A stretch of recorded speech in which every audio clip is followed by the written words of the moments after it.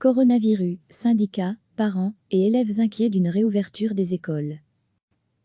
Pas de retour à l'école sans une sécurité assurée pour tous, préviennent mardi les syndicats du secteur de l'enseignement, ainsi que les organisations représentatives des parents et des élèves dans un communiqué commun. L'ensemble du secteur s'inquiète d'une possible réouverture des écoles, alors que le Conseil national de sécurité se réunit ce mercredi pour examiner les mesures de confinement en vigueur depuis un mois. Afin d'endiguer la propagation du nouveau coronavirus, les écoles du pays sont fermées depuis la mi-mars, à l'exception d'un service de garderie destiné aux enfants, dont les parents travaillent dans un secteur essentiel. Mercredi, le Conseil national de sécurité se réunira pour discuter des mesures de confinement en place depuis un mois et de leur prolongation. Le secteur de l'enseignement s'inquiète d'une éventuelle réouverture des écoles, alors que la France a annoncé rouvrir progressivement les établissements scolaires à partir du 11 mai. Les jeunes, même s'ils sont moins à risque, ne sont pas immunisés face à ce virus et restent des vecteurs de transmission potentiels, souligne le Front commun syndical, les organisations de parents d'élèves et les associations représentatives des élèves. Toutes les tranches d'âge sont représentées dans le personnel de l'enseignement, dont certains membres peuvent avoir une santé fragile. Les élèves, leurs parents, les enseignants et tout le personnel des établissements scolaires ne sont pas des cobayes, avertit le communiqué commun. Le secteur s'inquiète d'une relance prématurée des cours, qui pourrait entraîner une seconde vague de propagation du virus. Une reprise précipitée pour des motifs d'ordre économique est tout simplement inacceptable, s'alarment syndicats, parents et élèves.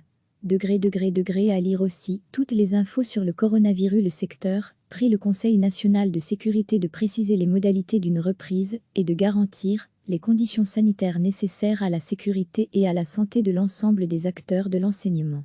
Il demande également qu'une concertation soit engagée par l'intermédiaire des ministres compétents.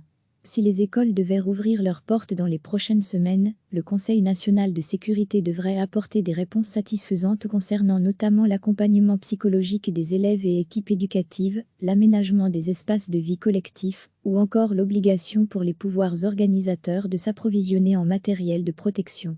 Le secteur s'interroge également sur la mobilité des élèves et du personnel et demande qu'une attention spécifique soit accordée aux publics particuliers tels que l'enseignement maternel ou spécialisé, les internats. Le communiqué est signé par la CSC Enseignement, la CGSB Enseignement, le CETCA, le SLFB, la CGSLB Appel, l'UFAPEC, Union francophone des associations de parents de l'enseignement catholique, la FAPO, Fédération des associations de parents de l'enseignement officiel, et le CEF, Comité des élèves francophones. Recevez chaque matin l'essentiel de l'actualité. Pas de retour à l'école sans une sécurité assurée pour tous, préviennent mardi les syndicats du secteur de l'enseignement, ainsi que les organisations représentatives des parents et des élèves dans un communiqué commun. L'ensemble du secteur s'inquiète d'une possible réouverture des écoles, alors que le Conseil national de sécurité se réunit ce mercredi pour examiner les mesures de confinement en vigueur depuis un mois. Afin d'endiguer la propagation du nouveau coronavirus, les écoles du pays sont fermées depuis la mi-mars, à l'exception d'un service de garderie destiné aux enfants, dont les parents travaillent dans un secteur essentiel. Mercredi, le Conseil national de sécurité se réunira pour discuter des mesures de confinement en place depuis un mois et de leur prolongation.